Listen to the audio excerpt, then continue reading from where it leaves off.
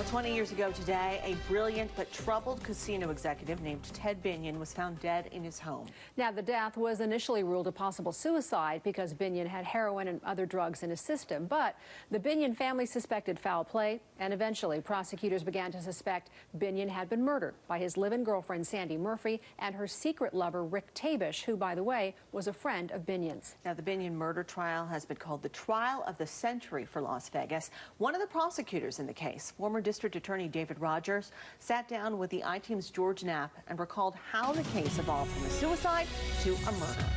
I didn't know Ted, but I knew of him. Fascinating guy. And, you know, when Ted Binion turned up dead, you know, law enforcement said, oh, well, you know, looked like an overdose. He was a heroin addict. He had been a thorn in their side. He had lost his gaming license. He was Herbie Blitzstein's friend. And there wasn't a lot of motivation to investigate the case. So at what point does a probable suicide become a possible homicide? And when do you get involved? Do you remember the day that you get involved? It was shortly thereafter. Tom Diller had been investigating the case, and he had been briefing me. And I went to the district attorney back then, Stu Bell, who had just met with Richard Wright and Jim Brown, Ted Binion's attorneys. And I said, you know, I'd like to work on the investigation. And he gave me the green light, and I spent close to a year working with people on the investigation. And we had done a lot of search warrants. You know, Rick Tabish and Sandy Murphy had denied that they were involved. And right after Valentine's Day, that very next year, we did search warrants, and we caught them together in the apartment at 7 o'clock in the morning. And we started developing more and more evidence as it went through. And we recognized that the ball was in our court.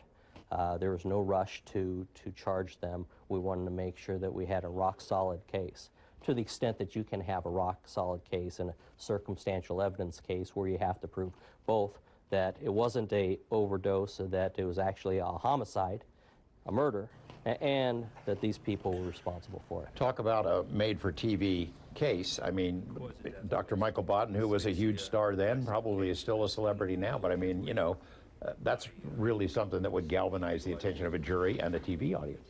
Sure. We reached out to him because back then he was the expert on heroin overdoses.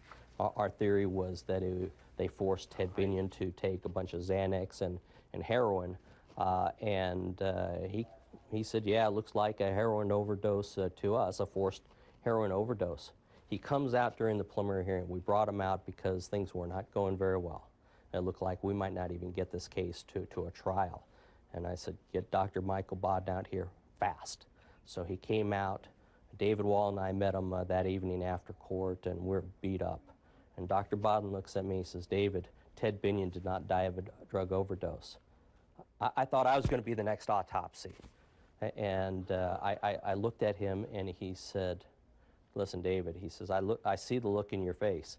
If you want, listen to me, and I'll get on the next flight back to New York. You'll never hear from me again. And I said, well, tell me what you got.